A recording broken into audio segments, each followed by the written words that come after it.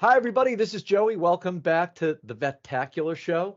I'm here with Dr. Audrey Wystrach, who's the head of PetFolk. So let's start right there. Can you walk us through your backstory and starting with what led you to become a vet, all the way up through co-founding PetFolk?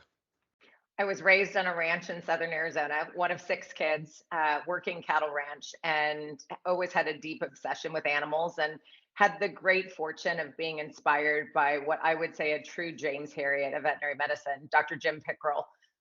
He was a one-man roadshow, came in his vet truck with a myriad of medications and syringes and needles flying out of the back of the truck and the cab at any given time. I said from the age of 6 that I wanted to be a veterinarian and never wavered. In truth, my mom always wanted to be a veterinarian, but in her day and age, it was much more normal to be a nurse or a school teacher than to try to be a veterinarian. So, in some ways, I feel like I'm living out my mom's childhood dream. And honestly, just never ever wavered off of the fact that I loved people and I loved animals and I wanted to be in a service industry where I could bring joy and success to that human animal bond. Dr. Pickrell, I mean, they were built different back then, Oh, vets. 100%. It was 365 days a year, 24/7. We joke, and I just came back from Christmas break, and Dr. Pickrell used to call my mom at 5:30 every morning. My mom's name is Grace, and he would start the conversation by saying, "Amazing Grace," and he would start the day with a joke, and then he would just simply hang up. And Uh-huh. my mom was recalling that there was never a day that even on a Sunday that he didn't start her day with that joke. And I think it was all about the relationship back then, and the joy of veterinary medicine was that the relationship was so deeply seated and very much similar to the house call practice that human healthcare had back in the day. And the relationship that we had with our veterinarian was just so incredible and spectacular. And I think we're getting able to replicate some of that at PetFolk today. Yeah, yeah. So let's get into that. Can you tell us a little bit about PetFolk, the background there? What inspired you and your brother to co-found the company? So, in addition to being raised on a ranch, we were surrounded by hospitality businesses. We have two parents who are serial entrepreneurs, have been in all facets of hospitality, from restaurants to gas stations to hotels, and was always very inspired at building consumer brands that were really consumer centric, consumer focused, and bringing that hospitality mindset to veterinary medicine was a passion of mine from the get go. And uh, had the great fortune of joining forces with my brother Mike Wystrach, who was also the co-founder and CEO of Freshly, a healthy food services company that delivered millions of meals to people all over the country. So really, kind of taking veterinary medicine combined with food services and this tech focused way of bringing a consumer experience to life. And when we look at PetFolk, we really say that this is veterinary medicine for the 21st century, really taking a lot of the friction of taking your pet and meeting your vet and being surrounded by knowledge into the future. And, you know, the world of veterinary medicine certainly has incredible medicine, but it quite frankly has probably not been as technology focused as I would like it to be. And I say that it's easier to make an appointment with your hairdresser or your nail salon than it is with your veterinarian. And we wanted to take that technology and really apply it to veterinary medicine. I also believe that, as a veterinarian who's practiced for more than 25 years, I'm inspired to bring the joy back to veterinary medicine. And I absolutely adore practicing veterinary medicine. I adore the delivery of incredible care to humans, but I also love and am inspired by my colleagues in the industry. Our healthcare teams are exceptional humans, and I think that we can optimize and improve the veterinary industry by taking technology and applying it. I also believe heavily in design and creating an incredible environment for our teams to work and our customers to experience healthcare. Well, it's fascinating, the background that you and your brother come from. I think I've had a Freshly meal or two myself, and how timely that is for the moment that we're in the industry, right? So I've been in vet med for almost 20 years. I started with IDEX back in 2004, And back then, I noticed, a wide spectrum of practices. But on one end, there were the practices that looked like your doctor's office. When you went in, they had the molded plastic chairs, 20-year-old posters on the wall. These were not places that you chose so much as that they were chosen for you because of proximity, et cetera. And on the other end of the spectrum, we had practices that looked like spas, that were just beautiful buildings that you would love to spend time in. And it's clear over the last, I think, 2 decades that the industry is headed in that direction, because not only is it better funded and more competitive, but it's as a service-based industry, you've got to get people to want to come to the building, to want to be there.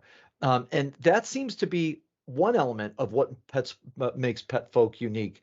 But what else is there in the secret sauce, if you will? What makes PetFolk so unique among a lot of different new startups out there?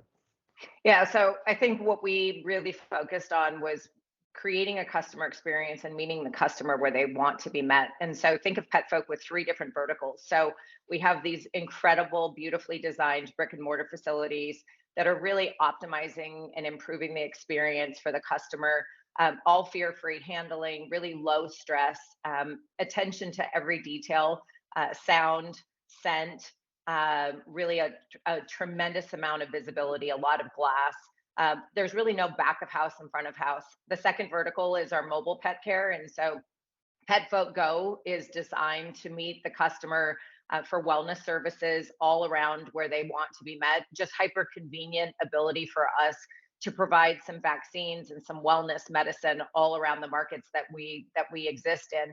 And then I think the third vertical is really unique, and that is our virtual care, which is 24/7 surrounding the pet parent, really never being exposed to making a decision without the help and the guidance of your veterinary team. And so just we were joking when we created PetFolk that everybody needs an Audrey, and we created it. So when you have a veterinarian in your pocket 24/7, you don't feel like you're exposed. You don't feel like you're going to the emergency room when you don't need to be. You're guided through that healthcare journey, and life is complicated and people are busy, and sometimes you can't get away from work, or you can't get away from kids, or you can't change your routine. But if you can reach your veterinarian and you can be guided and instructed what to do. Now you mentioned technology, and it certainly sounds like you're starting with that sort of baseline level of technology as a native language for PetFolk. Telehealth is part of the DNA. It's not something that's being added later. What about Cubex? How does Cubex fit into PetFolk's values as Yeah, so I technology? think a ton of alignment with Cubex. And so again, just thinking about creating an ecosystem where we're improving processes for our teams and for our customers. And Cubex just has such an amazing opportunity to streamline processes for us, to identify and keep track of all of our inventory. Certainly on the controlled substances side, just allow our doctors to have that peace of mind that we've got a really technology forward organization that's supporting all of those standards of DEA compliance. Do you mind if I ask you sort of broadly? Technology isn't free, right? And good technology isn't really cheap. It's an investment.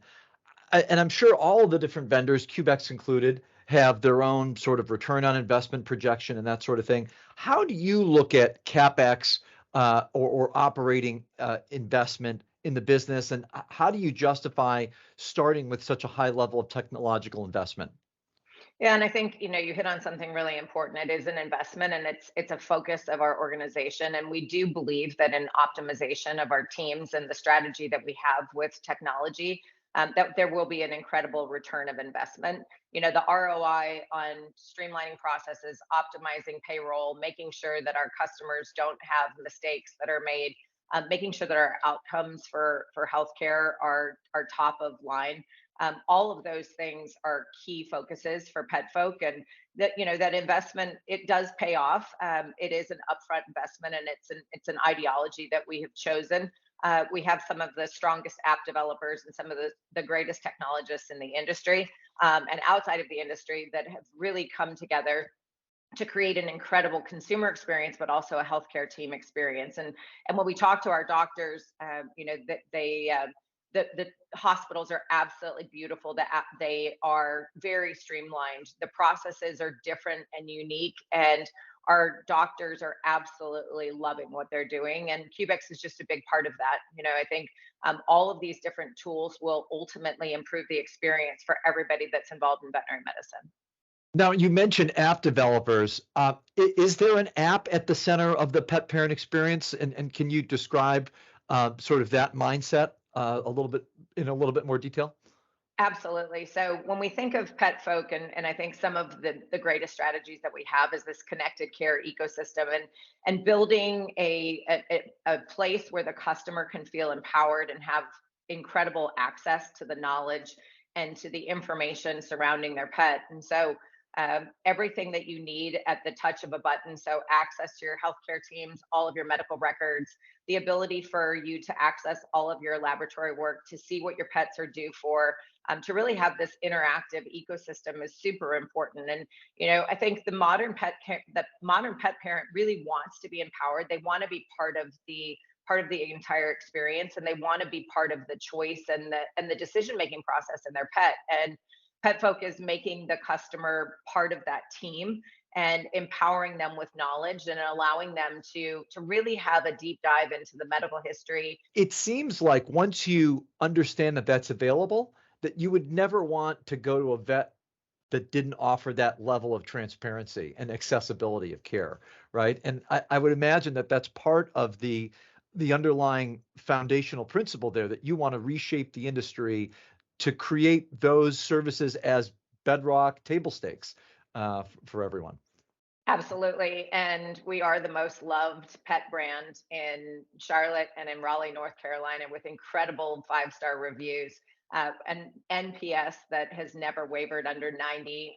Just people are adoring who we are. And the goal is that PetFolk becomes the most loved pet brand in the Southeast by the end of 2023. So, we continue to grow and expand all throughout the Southeast. You'll see us in Florida, you'll see us in Georgia, all over North Carolina and South Carolina, and then beyond from there forward. So, by 2025, we expect to take over a large sector of the veterinary industry.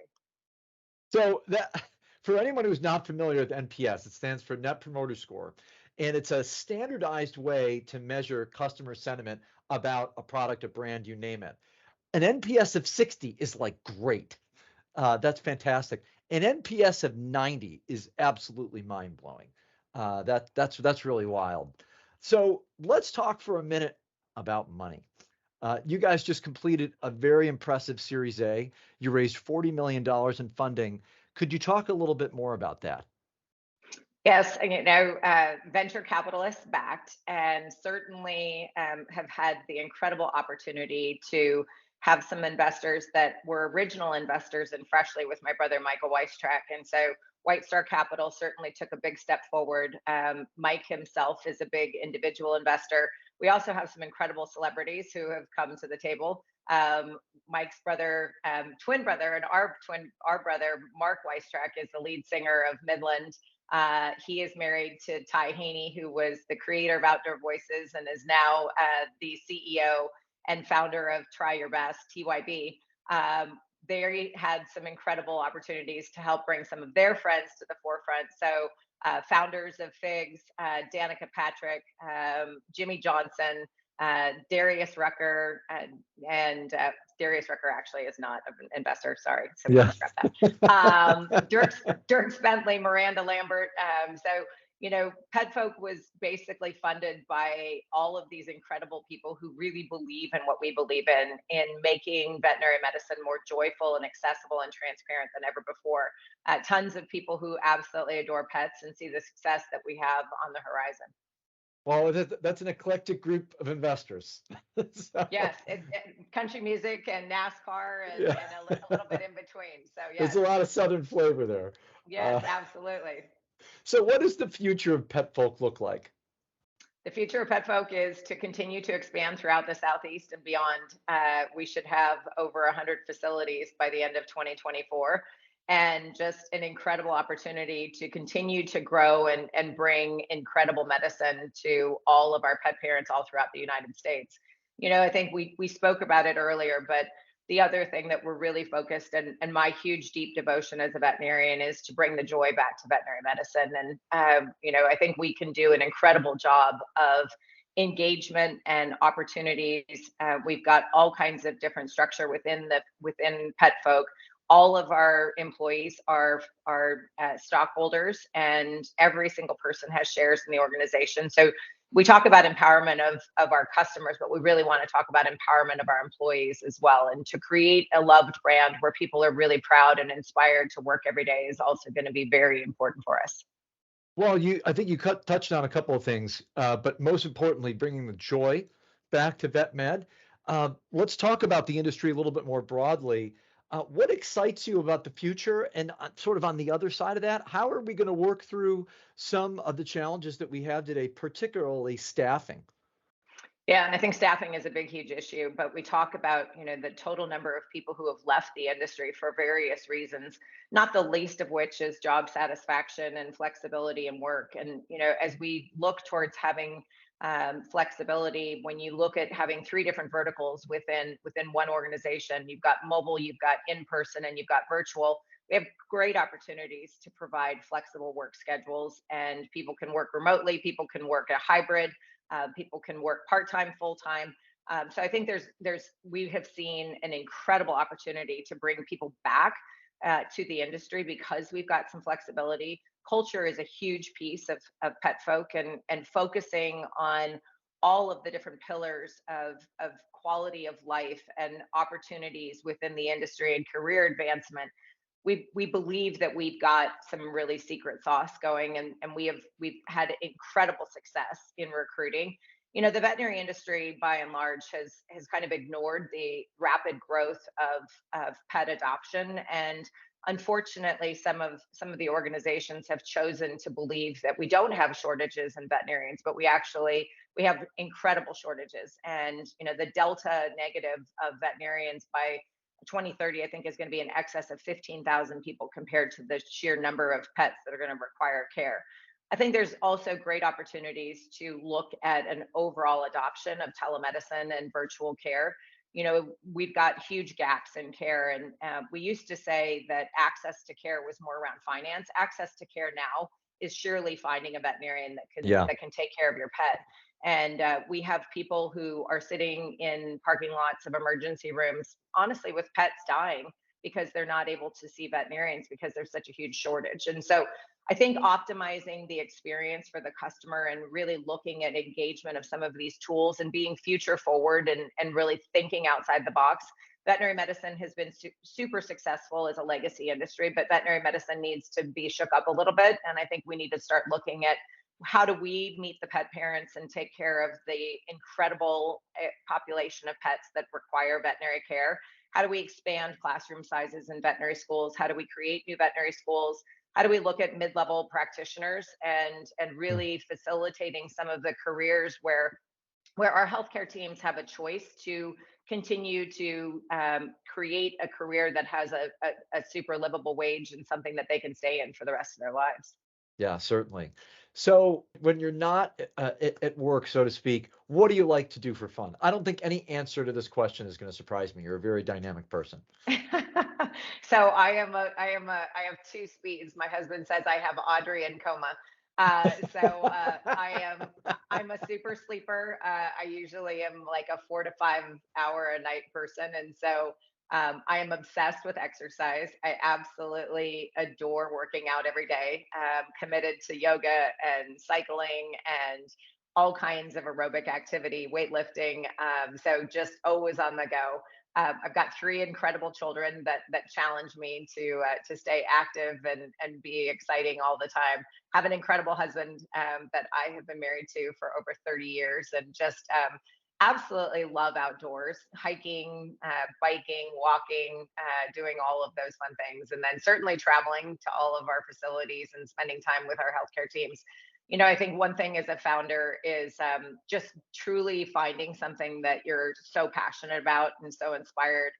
Work doesn't seem like work. So, Yeah. play and exercise are what ground me and what give me a little bit of time to decompress. But I absolutely adore what I'm doing and so inspired every day to be a part of PetFolk. And truly changing an industry. Yeah, it's like Arnold Schwarzenegger says, if you don't have enough time in the day, just sleep faster. Uh, I think um, I've optimized to my maximum. I think less than 4 or 5 hours, I may not be functional. yeah. Now, you've achieved a lot in your career, and there are a lot of folks in the industry that are looking up to you. Do you have any advice or wisdom for entrepreneurs that are just starting out and they look at somebody like you and they say, "Oh my gosh, I could never get to that point in my career where I could start an organization like PetFolk." I absolutely do. I think everybody is inspired and feels incredibly proud to do certain things. And I think you have to find that deep inspiration and that devotion. Like we said, finding something that you love to where it doesn't feel like work, because being a founder is a lot of hard work. You have to be prepared for a lot of no's. You have to be your biggest advocate of what you do, because there'll be many people who doubt you along the way. I think finding some great mentors, I have had great fortune of meeting some incredible people in this industry. Some of my best friends are CEOs of some of the biggest companies that we have, from Zoetis to IDEX to MWI, to GoVetris. I have really enjoyed the human component of veterinary medicine, and really have relied heavily on a lot of those great relationships with some of the smartest people that I know, to really help answer some of those questions and to guide me in my journey. And then, certainly in my specific situation, finding a co-founder, somebody who is equally devoted and passionate about what you're doing. I have the great fortune of having my brother Michael Wystrach as my co-founder, and many people would doubt that you can be in business and be successful with one of your siblings, but I think we are truly complementary. We are equally obsessed. We are extremely, extremely dedicated to what we do. Some might call us workaholics, but we're loving every minute of what we're being able to do together. Well, that's terrific. And our CEO, co-founder Anton Visser works with his two brothers here at Cubex, and I actually work with my brother here too. My brother's a regional manager on the East Coast. So agree with you there around siblings. So hopefully there are a few folks who've listened to this show and maybe want to bring their pets to a PetFolk practice, or more likely might want to come work for you guys. So how can people learn more about PetFolk? Sure. So petfolk.com certainly has a wealth of information. And then you can find us on social media at My Petfolk. On Instagram, you can reach out to me on LinkedIn. I have thousands of followers, and spend a fair amount of time DMing people on LinkedIn and having great conversations. So, as we continue to grow throughout the Southeast, I think we will become the most loved pet brand, and truly inspiring for veterinarians and healthcare teams, and great opportunities from our career path, hospital ownership, and equity, and all of those things that people dream about, we truly have here at PetFolk. Wonderful. Thank you so much for coming on the show, Dr. Wystrach, and best of luck in all that you do. Thank you so much for having me. What a joy.